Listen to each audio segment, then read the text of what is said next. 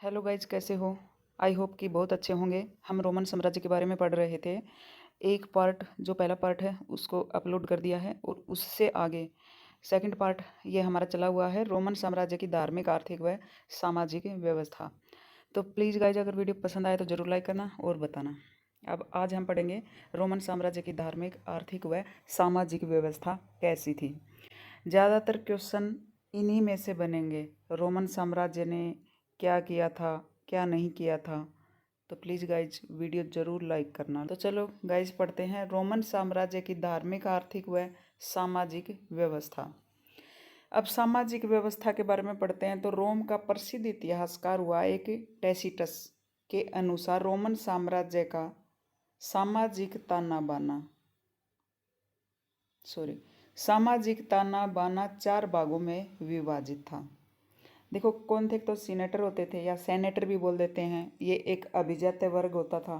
फिर दूसरे नंबर पे किसके अनुसार? टैसिटस के अनुसार, क्योंकि हमने ऐसे पॉइंट लिखेंगे ना तभी एग्जामिनर के दिमाग में आता है कि भाई बंदे को जानकारी है।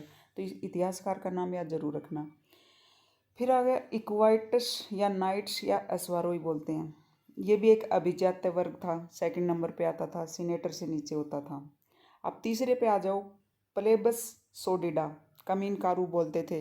ये क्या करते थे, जैसे सर्कस वगैरह दिखाते ना, इस तरीके से फिजिकली वर्क करते थे, ये शारीरिक कौशल दिखाते थे लोगों को। तो ये भी एक वर्ग था। क्या नाम था इसका? प्लेबस सोडिडा, कमीनकारू जैसे हम हिंदी में बोल देते हैं अपनी भाषा में, बाकी इसका नाम ये होता था, प्लेबस सोडिडा। अब चौथे नंबर पे आ जाओ, किसान, दास और सर्फ। ये एक निम्न वर्ग होता था, किसानों के पास थोड़ी बहुत ज़मीन होती थी और दास और सर्फ होते थे, बिल्कुल मतलब दास ही होते थे। इनको सर्फ बोला जाता था रोमन साम्राज्य के अंदर। ये बिल्कुल फ्री में काम करते थे। कहने का मतलब ये है कि युद्धों में जीत कर लाया जाता था और वहाँ लाकर खेती में, व्यवसाय में इनको काम दे दिया जाता था, या चाहे घर में झाड़ू पोछा हुआ भी जाता है कि घर में, तो ये ऐसे ही काम करते थे फ्री फोकट का। आगे पढ़ते हैं। सीनेटर और नाइट्स दोनों अभिजात्य वर्ग की श्रेणी में आते थे। नाइट्स जायदाद के साथ साथ मतलब साथ साधन संपन्न नागरिक थे। इस वर्ग के पास 60% भूमि होती थी। जो नाइट्स और सीनेटर है ना, ये इनके पास साम्राज्य की 60% भूमि इन्हीं के पास थी। ठीक है, अब नीचे पढ़ते हैं। किसानों के 2 प्रकार थे भाई। एक तो होते थे स्वतंत्र किसान, जो स्वयं की भूमि, जो खुद की थोड़ी बहुत भूमि होती थी उसके ऊपर कार्य करते थे, या फिर सीनेटर व नाइट्स की बटाई में ले लेते होंगे, या कुछ परसेंटेज इनकी रखी जाती थी कि ये काम करते थे और इन लोगों को उसमें से हिस्सा देते थे। यानी कि जैसे हमारे आजकल चलता है ना, बटाई में ज़मीन ले लेना या फिर पट्टे पे ले लेना, ये सब ये ऐसे करते थे कौन? स्वतंत्र किसान। लेकिन ये स्वतंत्र थे।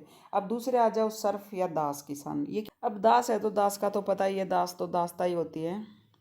फिर भी क्या करते थे, देखो इनका स्थान इस साम्राज्य में दासता का था। ये भूमि के मालिक नहीं होते थे, इनको बदले में मेहनताना नहीं दिया जाता था।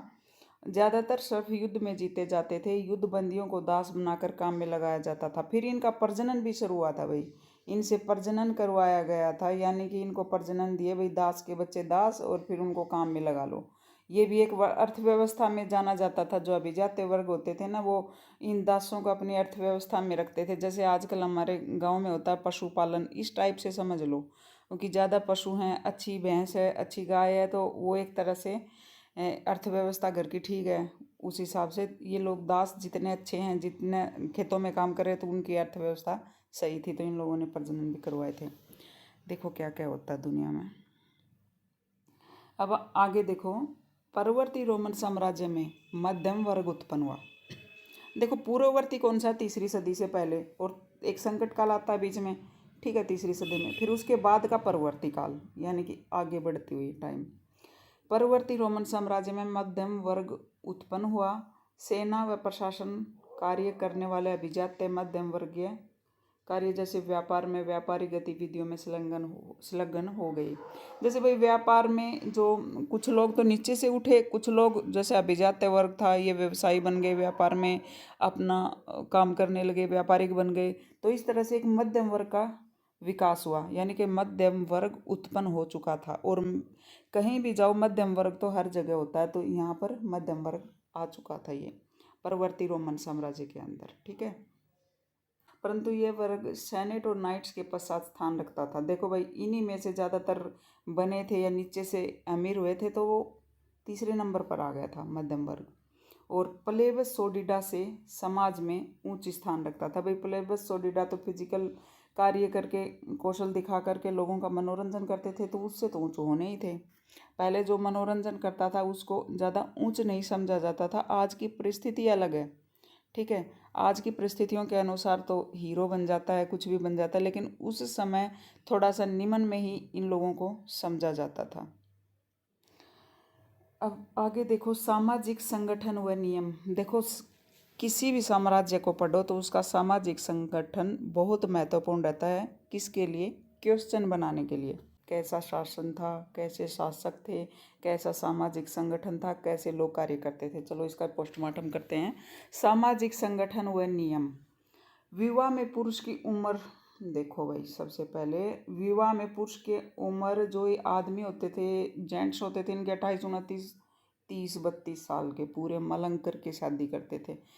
हम तो यहाँ बोल देते हैं कि भाई मलंग रह गया, लेकिन आजकल हमारे भी यही होने लगा है। 30-32 साल की उम्र में लड़कों की शादियाँ हो रही हैं। विवाह में पुरुष की उम्र 28, 29, 30, 32 साल तक होती थी। और महिलाओं की उम्र 16 से 18 भी होती थी, और 20 से 21 साल के बीच उनकी शादियाँ हो जाती थी। उम्र सीमा में तो देखो अंतराल था। ठीक है, अब हमारे यहाँ 30-32 का लड़का तो 28, 29, 30 की तो लड़की भी हो जाती है, लेकिन वहाँ पे क्या था उस समय? 28, 29, 30, 32 साल का लड़का 16, 18, 20, 21 वर्ष की लड़की से शादी करता है, तो देखो उम्र में तो अंतराल था, मानना पड़ेगा, लिखना पड़ेगा ये भी। समाज में स्त्री पुरुष के समान अधिकार थे। देखो विधिक अधिकार थे ना, वो स्त्री और पुरुष के लगभग समान ही थे। ठीक है, जो जितना पढ़ने में आया है तो ये समान अधिकार थे। अब नीचे देखते हैं, महिलाओं को पिता की संपत्ति में अधिकार था। देखो वहाँ पे पहले गणतांत्रिक गतिविधियाँ चलती थी, बाद में भी उनका असर रहा है। महिलाओं को पिता की संपत्ति में अधिकार था। एकल परिवार थे, तलाक लेना पेचीदा नहीं था। भाई जो नहीं बन रही है तो तलाक लो और अपने रास्ते निकलो। विधिक समानता थी। विधिक मतलब कानून की तरफ से महिला पुरुष समान थे। ये उस समय के हिसाब से रोमन साम्राज्य के लिए, ये हम अगर पॉइंट लिखें ना कि क्या देन है, तो हम देन में ये लिख सकते हैं कि उस समय के हिसाब से समय देखा जाए तो बहुत आगे था, बहुत विकसित था रोमन साम्राज्य। देखो जहाँ पे नारी की इज्जत नहीं हो रही थी, हालांकि घरेलू हिंसा इधर भी आती है, आगे पढ़ेंगे, लेकिन फिर भी जो दुनिया में हो रहा था उससे बहुत सही था रोमन साम्राज्य के अंदर, ये विकसित था। ठीक है, आगे पढ़ते हैं। देखो विधिक समानता थी, महिलाएं पुरुषों की तरह संपत्ति की मालिक भी होती थी। देखो मालिक भी होती थी। दहेज पर पति का अधिकार भी हो जाता था। भाई दहेज में सामान लाएगी जो भी लड़की, तो पति का तो मोस्टली हो ही जाता है। पत्नी पर अधिकार तो पति पर अधिकार, पत्नी का पति पर, तो ये चीज़ तो चलती थी, ये लिख सकते हो, पॉइंट मिल गया बस अपने को। तो इस प्रकार समकालीन समाजों में रोमन साम्राज्य की विशेषताएं हटकर थी, क्योंकि और जो साम्राज्य थे उस समय के समकालीन उनसे हटकर थी, इसलिए यह साम्राज्य बेहतर साम्राज्य था। इसीलिए हम टॉपिक में पढ़ते हैं। ठीक है, अब नेक्स्ट, महिलाएं घरेलू कार्य करती थी। पिता अपनी संतान को गिरवी रख सकता था, मार पीट सकता था। भाई बहुत भयंकर पिता होता था, भाई मार पीट सकता था। हमारे वाले जो 60, 80, 90 के पिता थे ना, उनसे भी भयंकर। ये तो गिरवी रख सकते थे, मार पीट भी सकते थे। यहाँ तक कि पिता मतलब बच्चे को कुछ भी कर सकता था, उसका पूरा अधिकार था, उसके ऊपर कोई रोक टोक नहीं थी। पिता प्रधान समाज की तरफ इंगित कर रहा है, ये प्रमाण है ना, ये पिता प्रधान समाज की तरफ इंगित कर रहा है। अफ्रीका के हिप्पो शहर में रहने वाला सेंट ऑगस्टीन बिशप, देखो कहाँ पे रहता था, हिप्पो शहर में अफ्रीका का। ये क्या बोलते हैं, इन्होंने अपने वर्णन में लिखा है कि मेरी माँ नियमित रूप से घरेलू हिंसा की शिकार होती थी। देखो भाई बच्चा था तो देखा होगा, मेरे पिता द्वारा मेरी माँ को पीटा जाता था। भाई माँ को पीट दिया जाता था, तो ये एक घरेलू हिंसा के बारे में हमें जानकारी मिलती है। तथा अन्य महिलाएं भी जब बातें करती होंगी आपस में तो मारपीट की खरोंचें दिखाती थी। इस प्रकार कह सकते हैं कि विधिक समानता के बावजूद भी महिलाएं भेदभाव और घरेलू हिंसा की शिकार होती थी। देखो ये पॉइंट डाल सकते हैं जब सामाजिक संगठन के बारे में अगर क्वेश्चन पूछा जाए तो ये पॉइंट लिख देना, आसान भी है लिखना और याद भी रहेगा। इसका नाम याद रख लेना, सेंट अगस्टिन बिशप, अफ्रीका के हिप्पो शहर में रहते थे। अब नेक्स्ट देखते हैं साक्षरता। रोमन साम्राज्य में अनेक भाषाएं बोली जाती थीं। पहले वाली वीडियो में भाषाओं का जिक्र कर चुके हैं, परंतु सरकारी कामकाज लैटिन और ग्रीक भाषा में होता था, लिख सकते हो। जो पूर्वी रोमन साम्राज्य में यूनानी ग्रीक भाषा बोली जाती थी तथा पश्चिमी रोमन साम्राज्य में लैटिनी भाषा बोली जाती थी। हमारे भारत की तरफ कौन सा है? पूर्वी, ठीक है, पूर्वी रोमन साम्राज्य यानी कि ईरान साइड। समाज में साक्षरता काम चलाऊ होने के प्रमाण मिले हैं। भाई साक्षरता तो थी लेकिन काम चलाऊ बताते हैं। अलग अलग क्षेत्रों में साक्षरता दर भी अलग अलग होती थी। जैसे जनसाधारण में ज़्यादा नहीं थी, लेकिन जो उच्च लोग होते थे ना, जहाँ का अभिजात्य लोग होता था, उच्च वर्ग होता था, उसकी साक्षरता हर जगह ही अच्छी होती है। तो ऐसा ही रोमन साम्राज्य के अंदर था। समाज का जो वर्ग उच्च पद पर, सेना में कार्यरत तथा प्रशासनिक कार्यों में संलग्न था न, उन नागरिकों की साक्षरता दर उच्च होती थी। पेपायरस पांडुलिपियों में ऐसे नागरिकों के द्वारा ही लिखे गए हैं। वही पढ़े लिखे लोगों ने ही पेपायरसों पे लिखा है। हालांकि जनसाधारण के भी प्रमाण मिले हैं, लेकिन साक्षरता दर अलग अलग होती थी। प्रशासनिक काम करने वाले साक्षर होते थे। अन्य दस्तावेज पर लेखों की भरमार है जो समाज में साक्षरता के सबूत पेश करते हैं। अब आ जाओ 79 ईस्वी में। देखो, विसुविय ज्वालामुखी के विस्फोट से पोम्पई शहर नष्ट हो गया था और मलबे के नीचे दब गया था। परंतु बाद में मलबे को हटाया गया, तो जो बाद में हटाया गया उसके ऊपर रिसर्च हुए हैं, तो विद्वानों ने दीवारों से मिले अवशेषों से पता लगाया है कि जनसाधारण भी काम चलाऊ पढ़ा लिखा तो जरूर था, क्योंकि दीवारों पर सर्वसाधारण के लिए लिखित संदेश व विज्ञापन पट लिखे हुए मिले हैं। भाई जो संदेश दिया गया था उस टाइम, जिस चीज़ के लिए जो मैसेज पास किया गया था, तो वो दीवारों पे लिखा करते थे। तो ये इस शहर में मिले हैं, पोम्पई शहर में विज्ञापन पट मिले हैं। तो इससे अंदाज़ा लगाया जाता है कि जनसाधारण के लिए मैसेज लिखे गए हैं, तो उनको इतने साक्षरता तो थी कि वो पढ़ सकें। ठीक है, अब नेक्स्ट देखते हैं धार्मिक स्थिति। इस साम्राज्य के लोग ईसाई धर्म अपनाने से पहले मूर्ति पूजक और बहुदेववादी थे। इनका प्रधान देवता जुपिटर था, जो आकाश का देवता था। इसकी पत्नी जूनो, भाई जूनो भी कम नहीं थी। किसकी पत्नी थी? जुपिटर की। दोनों पति पत्नी देवी देवता थे इनके, याद रख लेना। जुपिटर आकाश का देवता था और जूनो विवाह व बच्चों की देवी थी। अभी जूनो देवी लगा लो, ये विवाह और बच्चों की देवी थी। लोग जूनो की आराधना विवाह व संतान प्राप्ति के लिए करते थे। देख लो भाई, समझ जाओ बात को क्यों करते थे। इस भूभाग के अन्य प्रमुख देवी देवता निम्नलिखित हैं। देखो, बहुदेववादी थे तो देवता भी बहुत थे। अब जैसे मेसोपोटामिया में पढ़ते हैं, मेसोपोटामिया में तो अनेकों देवी देवता थे। वो हर शहर के, प्रत्येक शहर के मतलब अलग अलग देवी देवता थे। इसमें ऐसा कुछ प्रमाण नहीं, लेकिन ये फिर भी बहुदेववादी थे, काफ़ी लोग पूजा करते थे। इस भूभाग के अन्य प्रमुख देवी देवता निम्नलिखित हैं। जैसे मार्स युद्ध व खेती का देवता, ठीक है। अगर किसान हो तो इसकी, किसान है तो मार्स की पूजा कर रहे हैं। मिनर्वा बुद्धि की देवी, भाई समझ जाओ। एथिना सौंदर्य देवी, ठीक है। अपोलो सूर्य देवता, पेसिदन समुद्र देवता और डायोसियन शराब देवता। देखो, पियक्कड़ तो इसी देवता की पूजा करते होंगे। अच्छा, बहाना मिल जाता होगा पीने का। और रोमा देवी रोम की अधिष्ठित देवी थी, ठीक है। नोट देखो, ये पढ़ना जरूरी है। यहाँ के नागरिकों की अपने देवी देवता में आस्था बहुत थी। भाई थियोडोसिस था ना, एक शासक हुआ था 4वीं सदी में। अंतिम दशक में ईसाई धर्म को राज धर्म बना दिया। इससे लोगों का ईसाईकरण हो गया और बहुदेववाद धीरे धीरे कम हो गया। अब इस इलाके में ईसाई धर्म है आज के दिन। रोम के लोग उत्सवों का बहुत आनंद लेते थे। भाई वैसे तो पूरे विलासिता के धनी थे वो, पूरा मज़ा लेते थे, आनंद लेते थे। साल के 365 दिनों में 176 दिन उत्सवों के होते थे भाई। त्योहार मनाते थे, पूरी रंगरलियां करते थे, पार्टियां करते थे। मान लो 176 दिन उत्सव मनाते थे। पार्टी मत लिख देना, उत्सव ही लिखना। ये तो समझाने के लिए है कि पार्टी करते थे। शहरों के मतलब शहरों में उच्च मनोरंजन के साधन और सार्वजनिक स्नानागार भी होते थे भाई। ये शहरों की विशेषता थी इनकी। उच्च मनोरंजन के साधन तो अपने आप ही हो गए, 176 दिन तक बंदे नाच दौड़ रहे हैं। और सार्वजनिक स्नानागार भी होते थे, क्योंकि ये ज़्यादातर विधान इनके वो होते थे जो सार्वजनिक रूप से स्नान करते थे। जैसे हम लोग नदी के किनारे करते हैं, गंगा नदी पे नहाते हैं, हमारे भी बहुत सारे विधान हैं जो स्नान के हैं। इनके विधान स्नान से शुरू होते थे, नहाते थे। वैसे तो शुद्ध रहते थे नहा धो के।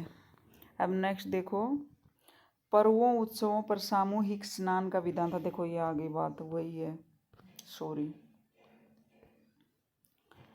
पर्वों उत्सवों पर सामूहिक स्नान का विधान था, देखो वही बात आ गई।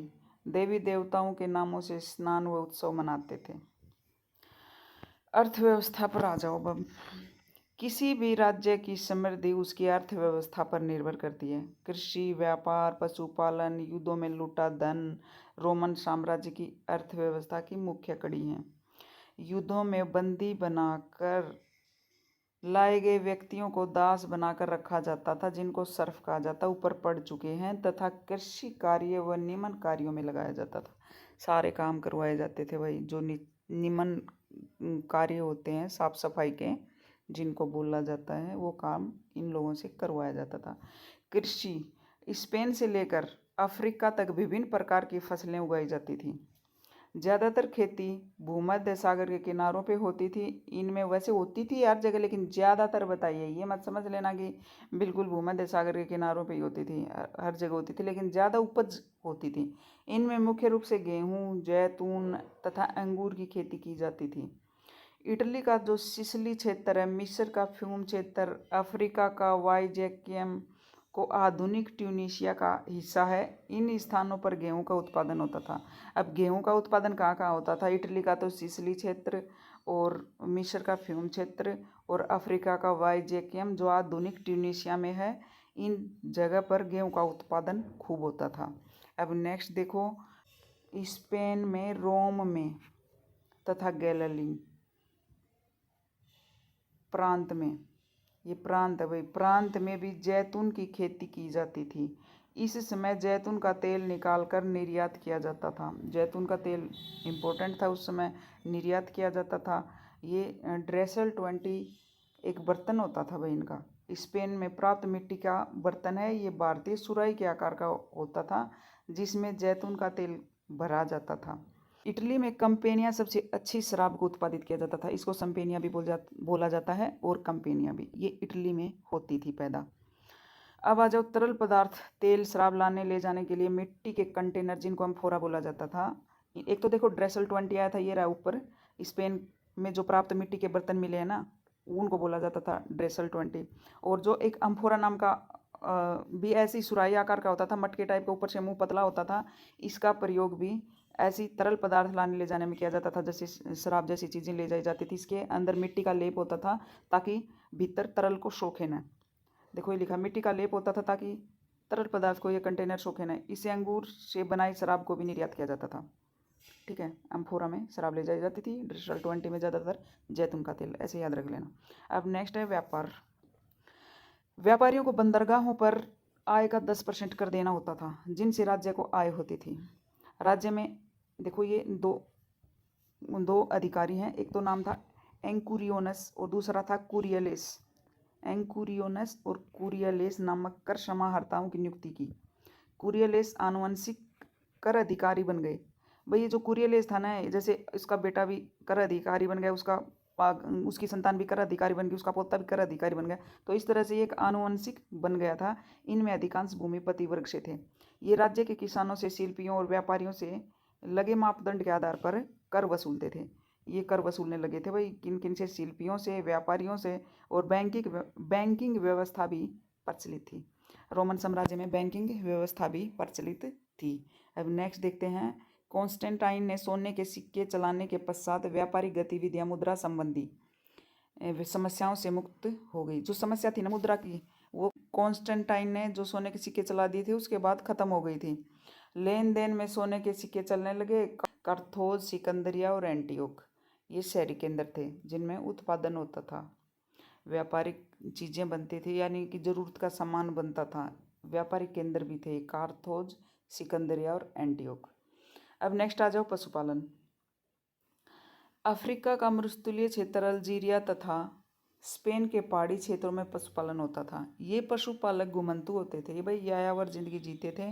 इन पशुपालकों के पास ओवन आकार की झोपड़ी होती थी जिसको समेटा यानी कि फोल्ड किया जा सकता था, और ज़रूरत पड़ने पर इस झोपड़ी को लगा लिया जाता था जिसे मपोलिया कहा जाता था। ठीक है, झोपड़ी को क्या बोला जाता था? मपोलिया। जैसे अपने टेंट आकार की थी, उसको समेट लिया, साथ बांधा और चल दिए, यायावर जीवन था। और जब ज़रूरत पड़ गई तो उसको तान लिया और बिछा बुछू के सो गए। ठीक है, इतना ही। अब देखो, स्पेन में पशुपालक पहाड़ियों पर छोटे छोटे घर बना लेते थे भाई, छोटे छोटे घर भी बना लेते थे जिन्हें कस्टेला कहा जाता था। क्या बोलते थे? कस्टेला कहते थे उनके घरों को। पशुपालक यायावर जीवन जीते थे, रित प्रवास करते रहते थे, यानी कि इधर से उधर चले जाते थे। मौसम के अनुसार जहाँ घास होती थी वहाँ पशुओं के साथ चले जाते थे। इस प्रकार पशुपालक रोमन साम्राज्य की अर्थव्यवस्था का अहम हिस्सा थे। अब क्वेश्चन बनता है भाई, रोमन साम्राज्य का तीसरी ईस्वी का संकट क्या था? इसके ऊपर हम पहले भी डिस्कशन कर चुके हैं, लेकिन अब इसके बारे में थोड़े 2-3 पॉइंट देखते हैं। ऐसा क्वेश्चन बन सकता है जिसके ऊपर भूमिका और कंक्लूजन आप दे सकते हो और बीच में पॉइंट को अच्छे से ऐड कर सकते हो। ये नहीं कि आपको टॉपिक की जानकारी नहीं है। तो तीसरी सदी के संकट में क्या क्या हुआ था रोमन साम्राज्य में, उसका पोस्टमार्टम करते हैं। रोमन साम्राज्य तीसरी सदी में चारों तरफ से मुश्किलों से घिर गया था, यानी कि मुश्किलों का सामना कर रहा था। पड़ोसी राज्य ईरान में सासानी वंश का शासक शापूरवन का शासनकाल 241 से 272 ईस्वी तक रहा।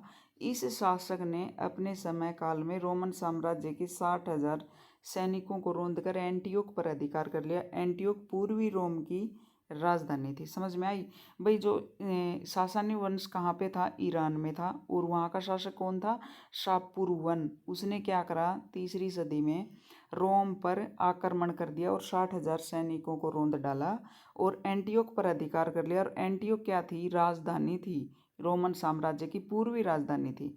वैसे तो रोम इटली ये मेन थे, लेकिन एंटियोक पूर्वी राजधानी थी और उसको कब्जा कर लिया। जब एक साम्राज्य की राजधानी को कोई कब्जा कर ले तो देखो संकट तो आना ही था। एक पॉइंट तो ये हो गया। अब दूसरा देखो, बर्बर जातियों के, ये वाला बर्बर जातियों के आक्रमण हो रहे थे। ठीक है, ये इनमें बर्बर जातियाँ कौन सी थी? एमन, नोए, फ्रैंक, गाल्त, गोल। इनके आक्रमणों से जनजीवन के साथ साथ आर्थिक व्यवस्था का भी नुकसान हो रहा था। देखो, ये कुचल नहीं कर रहे थे ये बर्बर। कौन कौन से थे? एमलनोए, फ्रैंक और गाल। इनके आक्रमणों से जनजीवन के साथ आर्थिक व्यवस्था का भी नुकसान हो रहा था भाई। ये कुचल नहीं कर रहे थे और इनसे परेशानी तो देखो शासक को और लोगों को हो ही रही थी। अब नेक्स्ट देखो, जिस रोमन साम्राज्य में जूलियस सीजर, ऑगस्टस जैसे महान शासक दिए, वहीं अयोग्य शासक भी शासक बने।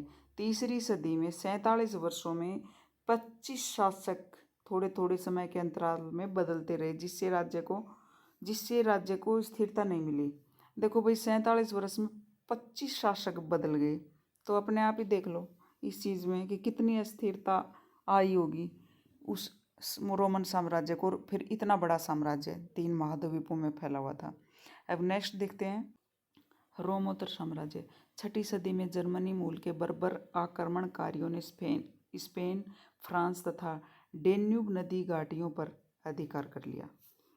जस्टियन, जो लास्ट का योग्य शासक था, इसको जस्टिशियन भी बोल देते हैं, जब तक शासक रहा उसने इन बर्बरों को खदेड़ कर रखा। परंतु लोम्बार्ड, विसिगात, ये जो जातियां पढ़ रहे हैं, ये लोम्बार्ड, विसिगात और ऑस्ट्रोगात, फ्रैंक जैसी बर्बर जातियां अपने मकसद में रोमोत्तर काल में अपने अभियान में सफल रही, जिसे रोमोत्तर साम्राज्य कहा जाता है। कहने का मतलब है भाई कि भाई रोमोत्तर साम्राज्य में इन जातियों ने कई हिस्सों पर कब्जा कर लिया था। जो फ्रांस का एरिया है, स्पेन का एरिया है, यहाँ पर ये लोग कब्जा करने में सक्सेस हो चुके थे। कौन सी जातियाँ थी ये? लोम्बार्डो, विसिगाथ, आस्ट्रोगाथ और फ्रैंक जैसी बर्बर जातियाँ थी। ठीक है, अब आगे पढ़ते हैं अन्य महत्वपूर्ण व्यक्ति विशेष और स्थान। देखो, हर जगह पे कुछ लोग होते हैं, कुछ व्यक्ति विशेष होते हैं, तो उनके बारे में जानकारी लेना भी इस क्वेश्चन इस रोमन साम्राज्य के लिए जरूरी है। देखो, टोलमी नाम सुना है सबने। टोलमी रोम का प्रसिद्ध लेखक हुआ है। इन्होंने एलियाजेस्ट और जियोग्राफी नामक पुस्तकें लिखी हैं। होमर रोम का राजकवि था।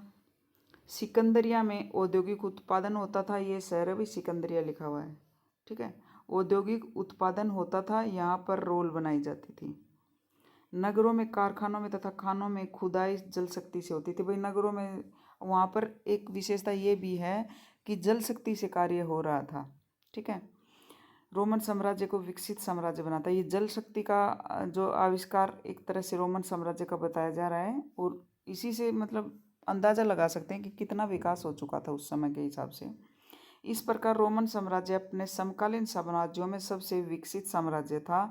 गणतांत्रिक और राजतंत्र दोनों कालों में विकास चरम सीमा पर था। भाई विकसित था, काफ़ी झंझटों के बाद भी विकास हो रहा था।